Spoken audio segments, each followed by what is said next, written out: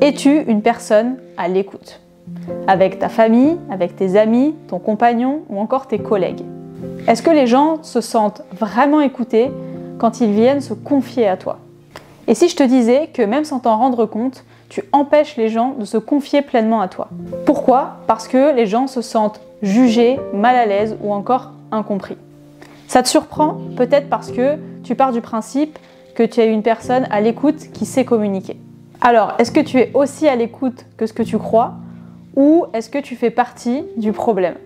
C'est ce qu'on va voir dans cette vidéo. Je me rappelle, il y a quelques années, j'étais bénévole dans une association et j'animais un ciné-débat auprès de jeunes sur un film sur les violences conjugales. Après la diffusion du film, s'en est suivi un débat. Et là, une jeune fille est intervenue en expliquant son histoire, que sa mère avait été battue pendant de nombreuses années et qu'elle avait réussi à fuir et s'en sortir. Et d'un coup, il y a un garçon qui lui coupe la parole et qui lui dit « De toute façon, une femme, si elle vit ça, c'est sa responsabilité. Si elle ne se sent pas bien, elle n'a qu'à partir. Moi, ma mère, c'était une femme battue. Et dès qu'elle a reçu les premiers coups, elle est partie. » Et ensuite, il a ajouté « De toute façon, vous les femmes, c'est toujours vous les victimes, mais nous aussi, les hommes, on souffre. Et nous aussi, on peut souffrir de violences conjugales de la part des femmes. » À ce moment-là, le débat a complètement dérapé. C'est devenu une compétition entre qui souffre le plus et qui a le plus besoin d'être entendu.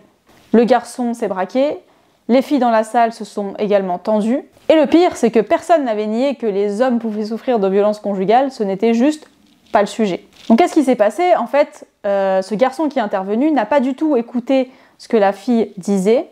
Lui, ce qu'il voulait, c'était ramener l'attention sur lui. Il cherchait juste à se faire entendre, alors qu'elle cherchait juste à être écoutée. Et c'est ça, l'écoute comparative. Au lieu de partager, de se comprendre, chacun commence à lutter pour exister. Et c'est à ce moment-là que le garçon a pris toute la place et que l'autre n'existait plus dans le débat. Et pourquoi on fait ça en fait? En fait, c'est un réflexe qu'on peut tous avoir sans s'en rendre compte. On veut valider nos propres blessures, chercher un peu de reconnaissance, et c'est peut-être ce qu'a cherché ce garçon dans ce débat. Mais en faisant ça, on étouffe l'autre. On l'éteint. Alors comment s'améliorer? Déjà, laisser finir l'autre, ne pas l'interrompre, c'est quand même les bases de la politesse. Ensuite, écouter sans déjà penser à répondre. On peut reformuler ce que la personne a dit, mais sans comparer. Et d'ailleurs, parfois, juste reconnaître ce que la personne ressent, ça suffit. Pas besoin de forcément chercher à l'expliquer ou à corriger la personne. Et justement, ça nous amène à un autre piège dans l'écoute qui est l'écoute impatiente. Tu sais, parfois, on croit vraiment écouter l'autre, alors qu'en fait, tout ce qu'on fait, c'est essayer de chercher des solutions à son problème, alors ce n'est pas du tout ce que la personne attend. On en rigole souvent en disant « souvent, les femmes parlent pendant des heures, elles ne cherchent qu'à être écoutées », et les hommes sont dans les solutions rationnelles. Déjà, c'est un préjugé sexiste, mais pour moi, ce n'est pas une question de genre, puisque c'est sûrement l'erreur que moi, je commets le plus, et je suis une femme. Et pour illustrer ce que je suis en train de dire, j'ai envie de te donner un exemple personnel qui m'est arrivé il y a très peu de temps. Donc j'ai une amie à moi qui est tombée en burn-out. Donc elle se confie à moi, elle me dit qu'elle n'en peut plus, qu'elle est en souffrance émotionnelle. Et moi, sans m'en rendre compte, la seule chose que j'ai trouvé à lui dire, c'est à lui dire « mais si tu es en souffrance dans ton travail actuel, il faut que tu changes de travail, il faut que tu élabores un plan d'action pour sortir de là. » Donc je pensais lui trouver une solution rapide et efficace, alors qu'en fait j'étais totalement à côté de la plaque. Pourquoi? Parce qu'elle, en fait, elle demandait pas de solution, elle demandait pas de plan d'action. Elle, la seule chose qu'elle voulait, c'est qu'on l'écoute, qu'on valide ses émotions et qu'on la comprenne. Et au lieu de ça, j'étais en train d'essayer de réparer son problème comme si son burn-out était une question logistique, par exemple. Donc elle, ce qu'elle avait besoin d'entendre, c'est « je comprends ». Et moi, au lieu de ça, j'étais dans « il faut »,« tu n'as qu'à »,« tu devrais », bref. J'ai pas du tout eu une réaction adéquate. Mais pourquoi on fait ça? Parce que voir quelqu'un qu'on aime souffrir, c'est difficile. Et en fait, ça part d'une bonne intention. On se dit qu'en réglant le problème, on va aider la personne qu'on aime, mais en fait, ça fait tout le contraire, ça coupe le lien. Alors si tu veux vraiment aider, ralentis. Laisse l'autre parler, sans l'interrompre, et pose-lui des questions, intéresse-toi à son problème, et tu verras que souvent, ça va beaucoup plus aider d'écouter la personne, plutôt que lui donner des solutions ou des conseils tout le temps. Et ça nous amène à un autre piège dans l'écoute, qui est l'écoute sélective. C'est-à-dire, qu'en écoutant quelqu'un, on n'entend que ce qu'on veut entendre. En 2021, je travaillais dans le domaine éducatif, et lors d'une réunion entre un professeur, un parent et son enfant, qui était un jeune collégien, le professeur faisait des retours à la maman en disant que son fils avait beaucoup progressé, qu'il participait beaucoup plus, qu'il était beaucoup plus créatif, etc. Le seul petit truc, c'est qu'il était encore un tout petit peu turbulent en classe, il avait un peu de mal à se concentrer. Et après le rendez-vous, je parle à la maman et ça m'a un peu attristée parce que la seule chose qu'elle avait retenue, c'est « mon fils est dissipé, il a des problèmes de comportement, ça va pas du tout ». Et elle avait totalement évincé ce qu'avait dit le professeur à l'égard de son fils. Et ça m'a fait mal au cœur parce que je me suis dit, son fils a reçu à 95% des compliments et sa mère a balayé tous ses compliments pour ne garder que le petit point un peu négatif sur son fils. Et ça montre à quel point parfois notre cerveau filtre ce qu'il entend. Il va s'attarder sur nos peurs, nos doutes, on oublie ce qui est positif et on retient principalement ce qui nous inquiète, comme cette maman par exemple avec son enfant. Du coup, comment écouter ? Déjà, prendre l'habitude de reformuler ce que dit l'autre. Par exemple, lorsque ce professeur dit que son fils est créatif, participe plus en classe, mais qu'il a du mal à se concentrer en classe, la mère peut très bien répéter en fait ce qu'a dit le professeur.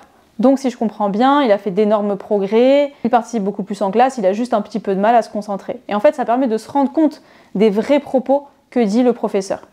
Et surtout, il ne faut pas hésiter à poser des questions parce que souvent, ce qu'on croit entendre de négatif ou de dur n'est pas si dur que ça. Et c'est là qu'on arrive à ce qu'on appelle l'écoute défensive.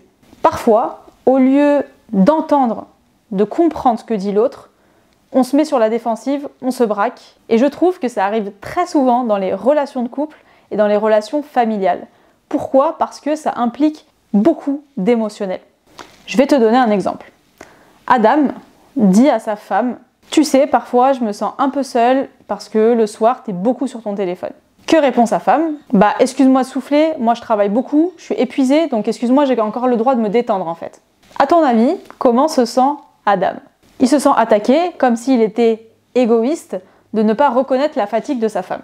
Mais en fait, lui, quand il lui a dit ça, il voulait juste exprimer sa tristesse. Il voulait pas du tout l'attaquer. Mais elle était tellement directement sur la défensive qu'elle l'a direct pris comme une critique, elle s'est sentie attaquée. Et en fait, si tu réfléchis, on interprète souvent des phrases ou des mots comme des attaques, alors qu'en fait, c'est pas du tout le cas. Et je suis persuadée que toi qui regardes ma vidéo là tout de suite, tu te reconnais dans certaines de ces situations. Mais pourquoi on réagit comme ça ? Parce qu'en fait, on se sent souvent fragile sur certains points. Peut-être que cette femme, la femme d'Adam, a une certaine sensibilité à la non-reconnaissance en fait de sa fatigue par exemple. Et donc elle l'a tout de suite mal pris, elle s'est tout de suite sentie attaquée. Comment s'améliorer ? Tout simplement déjà prendre un moment pour respirer et se demander « Attends, là ce qu'il est en train de me dire c'est une attaque ou est-ce qu'il est juste en train de m'exprimer son ressenti ?» Et ensuite, encore une fois, essaye de reformuler ce qu'a dit l'autre pour être sûr que tu as bien compris ce qu'il voulait te dire. Donc si j'ai bien compris, tu te sens seul le soir et t'aimerais bien qu'on passe plus de temps ensemble le soir et que je passe moins de temps sur mon téléphone. Et rien qu'en disant la phrase, on se rend beaucoup plus compte que ce n'est pas une attaque. Et toi, est-ce que ça t'est déjà arrivé que quelqu'un te parle et que tu prennes ça comme une attaque, que tu te braques, alors qu'en fait c'était pas du tout une critique et qu'après coup tu t'es dit mais pourquoi j'ai réagi comme ça en fait ? T'as dû te rendre compte à travers tous ces exemples que je t'ai donnés que bien écouter c'est pas aussi simple que ce qu'on pense. Écouter c'est pas juste entendre des mots, c'est les comprendre, les ressentir et surtout respecter l'espace de l'autre. L'écoute véritable ne se fait pas dans l'urgence de trouver un problème, mais dans la compréhension. Un bon auditeur, c'est pas quelqu'un qui cherche à se faire valider à travers la parole de l'autre, c'est pas quelqu'un qui interrompt les autres sans arrêt pour imposer son point de vue, c'est quelqu'un qui offre un espace à l'autre afin qu'il puisse s'exprimer. Et tu sais quoi, parfois, le simple fait de poser des questions ouvertes, de reformuler ce qu'a dit l'autre ou tout simplement de se taire est beaucoup plus efficace pour que l'autre se sente à l'aise et détendu pour exprimer ses problèmes. Et tout ce que je te raconte peut paraître anecdotique, mais il ne l'est pas du tout, parce que ta manière de communiquer et ta manière d'écouter peut changer totalement tes relations et donc ta vie, puisque tu crées des relations plus fortes, plus sincères. Tu deviens une personne auprès de qui les gens ont envie de se confier, ont envie de parler. Alors à la prochaine conversation que tu as avec un proche, demande-toi, est-ce que là je suis vraiment en train de l'écouter Ou est-ce que je suis déjà en train d'anticiper pour lui couper la parole, imposer mon point de vue ou parler de moi-même? Alors soit cette personne que toi-même tu aimerais rencontrer, soit cette personne à qui toi-même tu aimerais te confier. Et n'oublie pas, si tu veux changer, ne le fais pas demain, fais-le ici et fais-le maintenant.